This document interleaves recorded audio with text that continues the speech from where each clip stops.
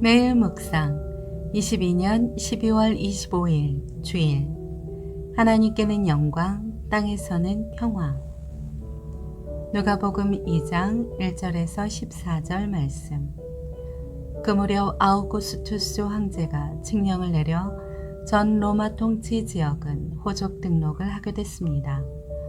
이것은 구레뇨가 시리아의 총독으로 있을 때 실시된 첫 번째 호족 등록이었습니다.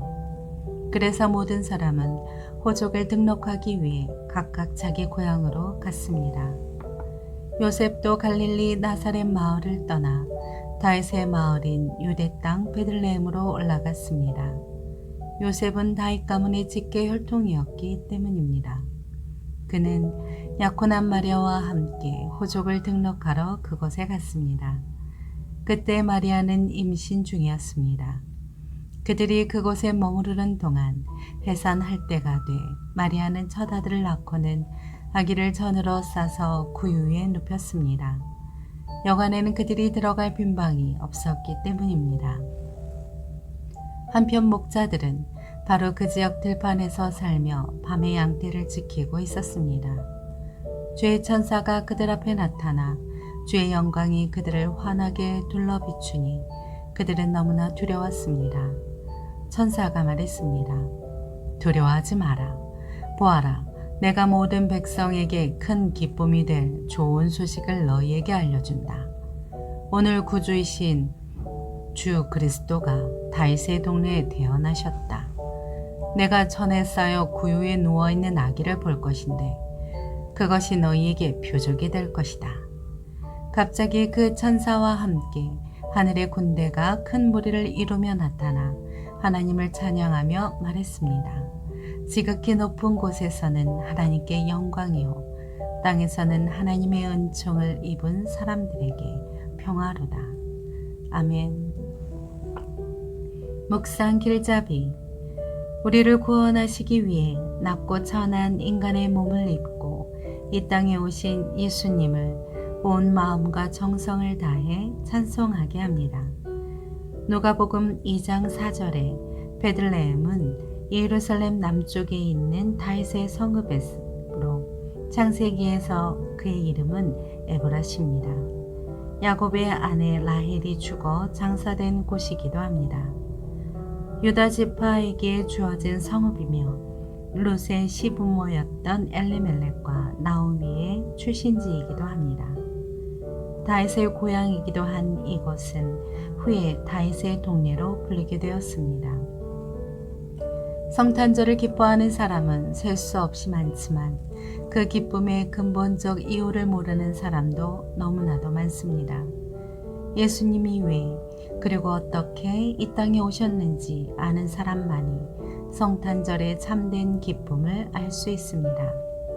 첫째, 사람으로 오신 하나님. 예수님은 이 땅에 사람으로 오셨습니다. 예수님은 성자 하나님이십니다. 그런 분이 자신을 낮추어 사람이 되신 것입니다. 아기 예수님은 태어나자마자 강보에 쌓여 구유에 누우셔야 했습니다. 하나님이신 예수님은 그렇게 낮고 천한 모습으로 오셔서 참혹한 십자가에서 생명까지 내어주셨습니다. 둘째, 천사가 전한 기쁜 소식. 예수님의 탄생 사건을 가장 먼저 들은 사람들은 밤에 양떼를 지키던 목자들이었습니다. 그들은 당시 사회적으로 천대받던 사람들이었지만 인류에게 임한 큰 기쁨의 소식을 들었습니다. 죄인을 구원하시는 메시아가 타락한 이 세상에 오셨다는 소식보다 기쁜 소식은 절대 있을 수 없습니다. 셋째, 하늘에 울려 퍼지는 찬양. 아기 예수님이 구유에 누워 있다는 소식이 전해질 때 그 소식을 전한 천사와 수많은 천군이 하나님을 찬양했습니다. 그 찬양은 예수님의 탄생이 하나님께 영광이 되고 사람들에게는 평화를 가져온다는 내용이었습니다. 우리도 예수님을 보내주신 하나님을 목소리 높여 찬양해야 합니다. 성탄절에 우리가 누리는 기쁨의 시작과 끝에 모두 예수님이 계십니다. 예수님의 탄생과 행하신 모든 일을 기뻐하십시오. 예수님을 통해 얻은 구원과 허락받은 하나님 나라의 백성이라는 신분과 영생의 소망에 감사하십시오. 성탄절에 더욱 예수님으로만 만족해하고 기뻐하는 우리가 되었으면 합니다.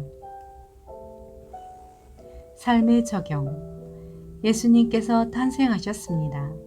하나님의 아들은 로마의 카이사르 황궁도 예루살렘 헤롯 왕궁도 아닌 작은 마을 베들레헴의 한 마곡간에 태어나셨습니다.